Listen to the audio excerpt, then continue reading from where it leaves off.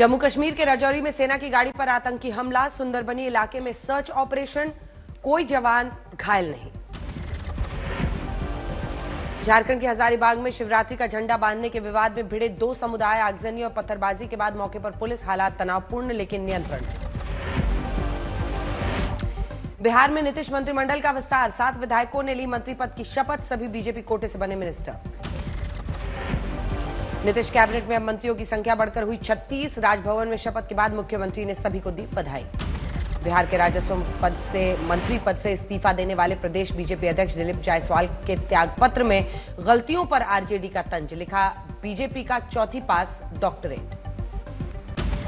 देश भर में महाशिवरात्रि की रौनक, उज्जैन में की सुबह सुबह भस्म आरती, देवघर के बाबा बैद्यनाथ मंदिर में उमड़ी श्रद्धालुओं की भीड़। गोरखपुर के पीठाधीश्वर नाथ मंदिर में सीएम योगी ने की महाशिवरात्रि पूजा, शिवलिंग पर किया जलाभिषेक।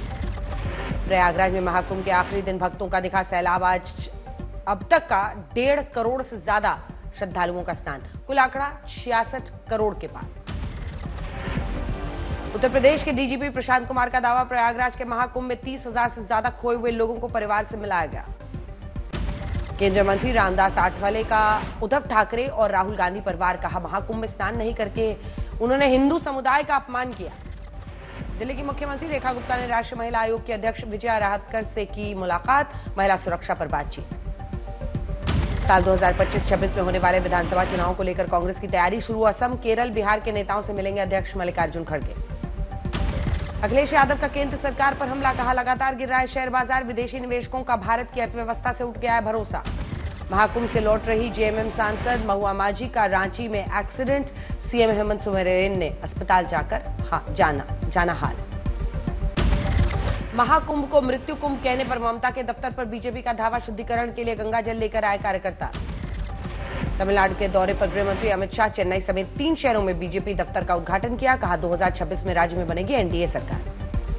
डायल ने दिल्ली के आईजीआई एयरपोर्ट पर यूडीएफ शुल्क बढ़ाने का रखा प्रस्ताव। डायल के सीईओ विदय जयपुरियार ने आज तक से कहा, हवाई किराए में नहीं होगी 5 से 10% की बढ़ोतरी, बुनियादी ढांचे के विकास के लिए निवेश की जरूरत। दिल्ली में पारे की रिकॉर्ड तोड़ उछाल, अधिकतम तापमान 32.4 डिग्री दर्ज, 19 साल में फरवरी का सबसे गर्म दिन। गर्मियों की छुट्टी होने वाली थी, मेरे पापा आने वाले थे, तो हम लोग सभी खुश थे, तो मैं बेड पे चढ़ के डांस कर रहा था, लेकिन वो पहले ही आ गए। फ्रीज तो मैं उस समय तो कंटिन्यू नहीं कर सकता था, तो फ्रीज फ्रेम टाइप का हो कसम पैदा कर